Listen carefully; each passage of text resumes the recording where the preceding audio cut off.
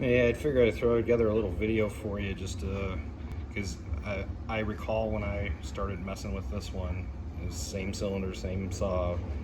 There's definitely a lack of information on the internet on what's good numbers and etc.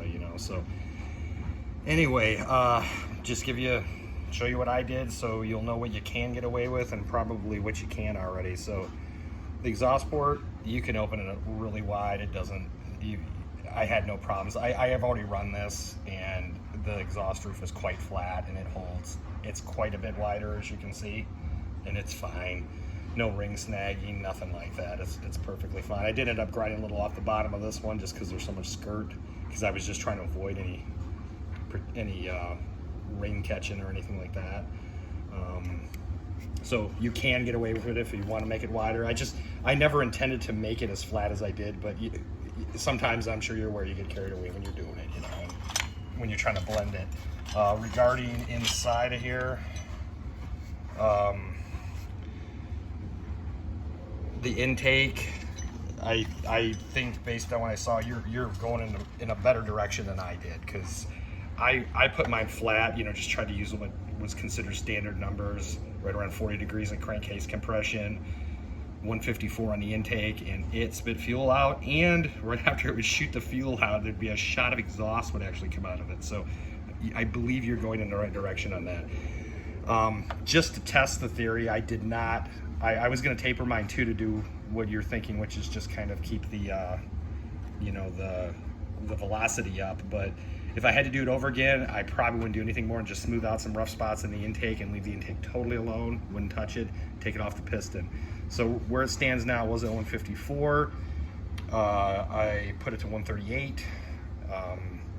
And the piston, I took another 5 off that to get up to 140, and that's around 50 degrees of crankcase compression. So there should be plenty there, but it just seems like this particular saw, just with the size of the transfers, it should be able to do more, but I don't know. I just don't know. It definitely wasn't working for me. So what you were referring to, you're thinking about grinding out some of this material over here around the corners. That's what I did too. I did it on both sides. Opened up the transfers quite a bit, because as you noted as well, there's not a lot that you can do around the edges here. Sorry, Rick, right around here, there's just not a lot you can take off in this surface. I did punch through on my transfers too doing it. This cylinder was originally on another carcass, and I found out it was a rod problem with it halfway through the build, and I ended up taking it and putting it on this other Poulan this other 3400 I have. It was originally on a Sears, and it's funny how the deck heights are totally different. So Squish was way off. I'd already machined the base down and got everything ready for that other saw, and I actually went into the top of the piston in the chamber here. What you see down in there is kind of blurry and ugly, but what you see in there was done with a roll lock. And it's within 2000s. I'm right about where you were looking to go. It was about 18 and a, it floats, but it's 17 and a half to about 19. So it's about 1,000 and a half off, believe it or not, even with just sticking a drill in there with a roll lock, but it does it. Those transfer tops, I did change them. They're at 21 and 23. Intake size 21, exhaust size 23. So I staged them. I don't know, that might be some of my issue with my blowback. I'm really not sure. I did make the transfers quite a bit wider, quite a bit larger. And I kind of hollowed out. I don't know how much benefit it's going to get just because how the crankcase is shaped. It's got, I don't know, kind of some odd pointy edges right near the transfers. So I just figured, why not? I'm in here. Let's see what happens. This is pretty much experimental. So, but anyway, that's just some of the. I'm at 100 and I'm leaving it there. I mean, I already adjusted the transfers, so I'm not going to touch it.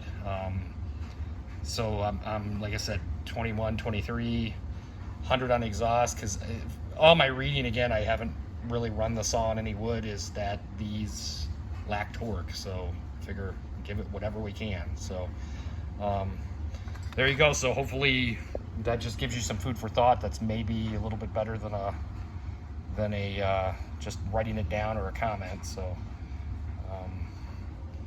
I guess that's that. So good luck. It's like I said, I think it's going to be a nice build for you. You're definitely heading in a better direction than I did, which is way too aggressive right off the onset. So I'm just really interested to see how far you can push these things. But obviously I already know too far already, or at least how I got there. So, but anyway, take care. Thanks.